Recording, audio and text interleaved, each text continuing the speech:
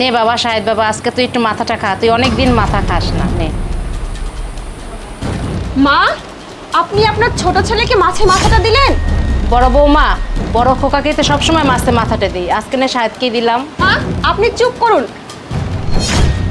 আপনার ছোট ছেলে কি কোনো কাজ করে? সারাদিন তো ঘুরে বেড়ায়। আর আমার স্বামী সারাদিন কাজ করে মরে, আয় রোজগার করে। আপনি কোন সাহসে ওকে মাছের মাথাটা দিলেন? ওকে যে খেতে দেই এটাই তো অনেক বেশি।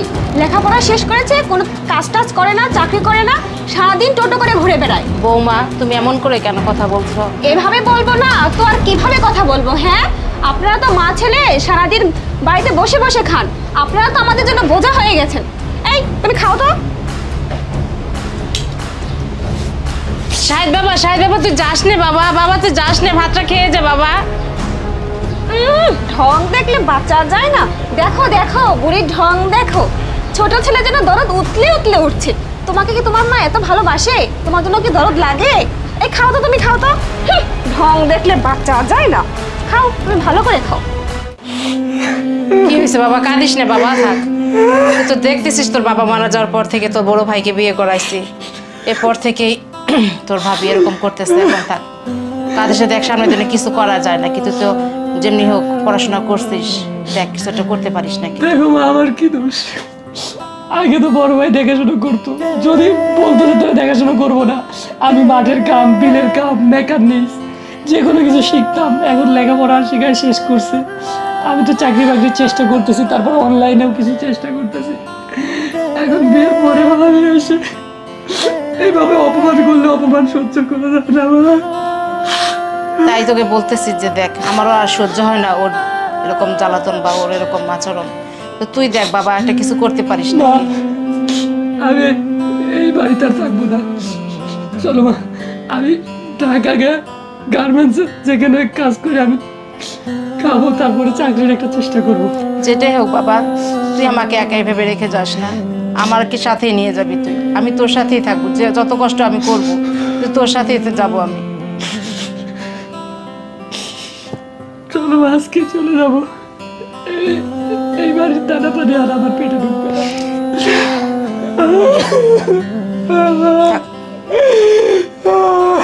আব্বা, আজকে আমার বাপ পাশে থাকলে কি এইগুলো আমার স্বপ্ন লাগে। থাক বাবা, কাঁদিস না বাবা, কাঁদিস না। দেখ তোর দ্বারা অনেক বড় কিছু হবে, আমার আশীর্বাদ, আমার তোর আব্বার আশীর্বাদ আছে। আচ্ছা, তুমি কি ছোট ভাইয়ের সাথে যে ব্যাপারটা করলা তা কি তুমি ঠিক করলা? চুপ করো তো তুমি, বেশি কথা বলো না। তুমি কি বেশি বোঝো নাকি? হ্যাঁ, তোমার ভাই কোনো কাজ করে না, সারাদিন বসে বসে খায়, আর তোমার মা তার হয়ে কথা বলে। তুমি এগুলো কিছু বোঝো? আর আমাদেরও তো একটা ভবিষ্যৎ আছে নাকি? আমাদেরও তো ভবিষ্যতে বাচ্চা কাচ্চা হবে। তুমি একটু বেশিই বোঝো, নিজে বলদের মতো খাটো আর 14 গোষ্ঠীকে গান্ডে পিন্ডে গুলে খাওয়াচ্ছ, তাই না? আরে তারপরেও আমার ছোট ভাই তো, আর আমার মা। আরে কিসের ছোট ভাই, কিসের মা? তোমার একদম দরদ উতলে উঠছে, তাই না? আমাদের একটা ভবিষ্যৎ নাই? তুমি কি বেশি বোঝো নাকি? তোমার মাথাতে কোনো বুদ্ধিই নাই। তুমি এত বেশি বুঝতে যেও না, এত বেশি কথা বলো না। আরে তোমার ভাই আর মা কোথায় যায় দেখো তো, চলো তো। আসো আসো, চলো কোথায় তো। যায়? ভাই, মা, তোমরা কোথায় যাচ্ছ? বড় ভাই, আমি ঢাকা যাচ্ছি, আর মাও তোমাদের এখানে থাকবে না, আমার সাথেই থাকবে, তো তোমরা থাকো। মা, আরে ওরা যাচ্ছে, যেতে দাও না। যাও শাহেদ, ঢাকা যেয়ে ভালো একটা চাকরি বাকরি করো, অনেক তো লেখাপড়া শিখেছো, ভালো একটা চাকরি বাকরি নিশ্চয়ই পেয়ে যাবে। ওরা যেতে চাচ্ছে, যেতে দাও, যাও। আচ্ছা ঠিক আছে বড় ভাই, তোমরা থাকো। আর ভাই, এই চিঠিটা রাখো, এখন কিন্তু এই চিঠিটা দেখো না, হ্যাঁ? যদি কোনো দিন তোমাদের মনে পড়ে আমাদের কথা, তখন যা, আপদ বিদায় হয়েছে, ঘাট থেকে একটা বোঝা নেমে গেছে, বুঝেছো? এদেরকে নিয়ে আর ভাবতে হবে না। চলো ঘরে চলো।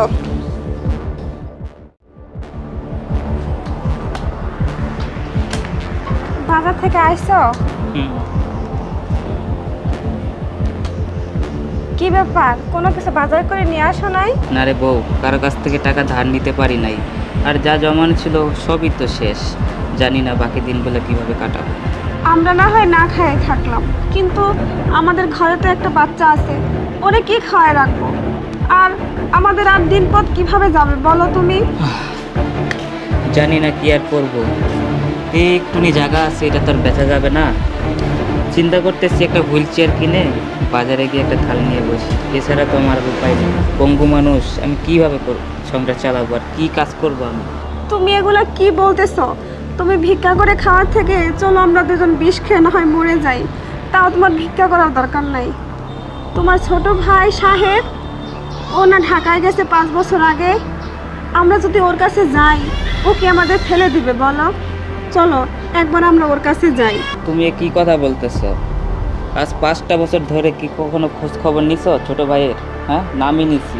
হ্যাঁ, আর আজকে তুমি কোন মুখে বলতেছো যে ওদের কাছে যাবা? আর তাছাড়া আমরা ওর প্রতি যা অন্যায় করছি, আমার মনে হয় না ওই আর আমাদের ক্ষমা করবে। তা অবশ্য তুমি ঠিকই বলছো।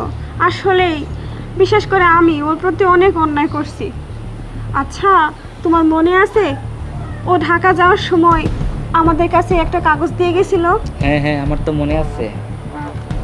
যাও তুমি কাগজটা নিয়ে আসো তো দেখি, ওই কি দিয়ে গেছিল, আমরা তো দেখি নাই। যাও। আচ্ছা তুমি দাঁড়াও, আমি নিয়ে আসতেছি। আচ্ছা তুমি যাও। এই নাও কাগজ, দেখো তো কি লেখা আছে এতে।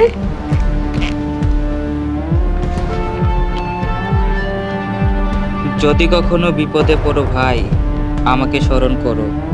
আমি কখনো তোমাদের বোঝা মনে করব না। তুমি দেখছো আমরা কি বড় অন্যায় করছি আমার ছোট ভাইয়ের সাথে। আর ওর মনটা কত বড় দেখছো? আমি ওর সাথে এত অবিচার করছি, এত অন্যায় করছি, ওকে দূর দূর করে বাড়ি থেকে তাড়া দিছি, তারপরে ও আমাদেরকে। চলো আমরা যাই। চলো আমরা ওর কাছে যাই, চলো। স্যার, স্যার আজকে সকাল থেকে এই মহিলা আর এই লোকটা আমাদের অফিসের সামনে বসেছিল। লুঙ্গি পরা ক্ষেত কোচ থেকে যে আসছে সকাল থেকে। বেয়াদব, তুমি জানো এরা কারা? এটা আমার আপন বড় ভাই, এটা আমার ভাবি। আর এদেরকে তুমি সারাদিন ঢুকতে দাও না অফিসে? ভাইয়া, তুমি এত বছর পরে আসলা, ভাই কি মনে করে? ভাইয়া তুমি ভালো আছো তো? আবার ভাইয়া তোমার কি হয়েছে? ভাইয়া তোমার এই অবস্থা কেন? ভাবি, সাহেব, তোমাকে বাড়ি থেকে বের করে দেওয়ার 2 বছর পর তোমার ভাই এক অ্যাক্সিডেন্টে পঙ্গু হয়ে গেল, আর কোনো আয় রোজগার করতে পারে না। তারপর আমাদের যা জমানো টাকা পয়সা ছিল তাও শেষ হয়ে গেছে। এখন আমাদের না খেয়ে দিন যাপন করার মতো অবস্থা। সাহেব, আমার ছোট ছেলেটাকে নিয়ে আমরা এখন পথে বসেছি, আমরা এখন পথের ভিখারি হয়ে গেছি। তুমি ছাড়া কোনো গতি নেই সাহেব, এখন তুমি আমাদের একমাত্র ভরসা। ভাবি যা হওয়ার হয়েছে, আমি তো এখন একটা ভালো অবস্থানে আছি। আর যাই হোক, সব কথা তো সব জায়গায় বলা যায় না। বাসায় চলো, মা আছে, তোমাদের দেখলে অনেক খুশি হবে। মা তোমাদের কথা কত বলে। তোমরা 5টা বছর আমার কোনো খবর নাওনি, অ্যাক্সিডেন্ট করার পরে তো আমায় জানাতে পারতাম। আচ্ছা বাদ দাও সব কথা, বাসায় গিয়ে হবে। চলো, অনেকদিন একসঙ্গে হয়েছে, আর আমি একটা নতুন গাড়ি নিয়েছি ভাবি আজকে। ভাইয়া আমরা সবাই গাড়িতে বাসায় যাবো। সোহান, তুমি অফিসটা দেখো, আমি আসি। ওকে চলো ভাইয়া, চলো। এটা তোর গাড়ি? হ্যাঁ ভাই, এই গাড়িটা আমি অনেক কষ্ট করে কিনেছি। দেখছো আমার ভাই কত বড় গাড়ি কিনছে। আমি মাকে নিয়ে সবসময় এই গাড়িতেই যাই। আচ্ছা চলো বাসায় চলো তুমি।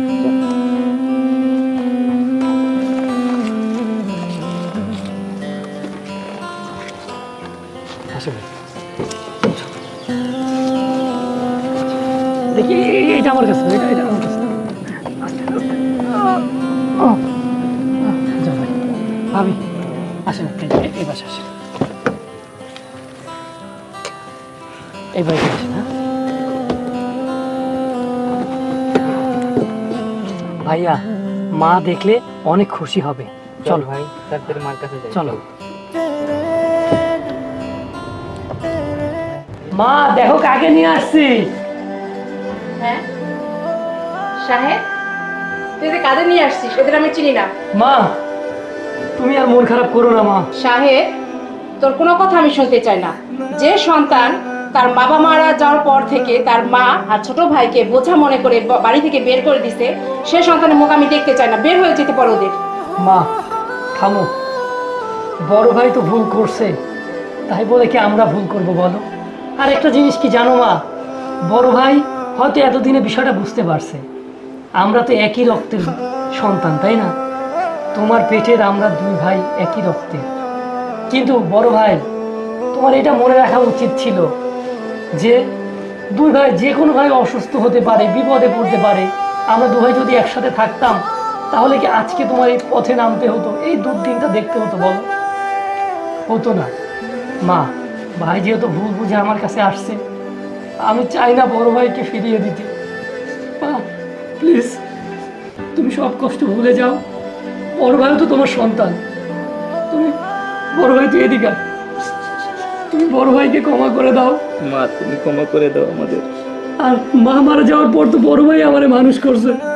মা আমার ভুল হয়ে গেছে, আমার জন্যই আজকে এই দিনগুলো দেখতে হচ্ছে। মা আপনি আমাকে ক্ষমা করে দিন মা, আমি আর এরকম ভুল কোনোদিনও করবো না। আয় মা, বুকে আয়। ভাই, আর কখনো এরকম করবি না, সবসময় একসাথে মিলেমিশে থাকবি। তোমার আর কিচ্ছু করতে হবে না, এখন থেকে আমার অফিসে তুমি বসবা, দেখাশোনা করবা। আচ্ছা ভাই। আর আমরা সবাই মিলে একসাথে থাকবো। এটাই, সবাই মিলেমিশে একসাথে থাকবো। আচ্ছা মা চলো, ভাই ভাবি ঢাকা থেকে আসছে অনেক কষ্ট করে, তোমরা বসে রেস্ট করো। মা তুমি খাবারের ব্যবস্থা করো, যাও যাও খাবারের ব্যবস্থা করো, তোমরা মন খারাপ করো না। আমরা রক্তের সম্পর্ক, এগুলো কি কখনো? ঠিক আছে ভাই। আচ্ছা ভাবি, মন খারাপ করো না।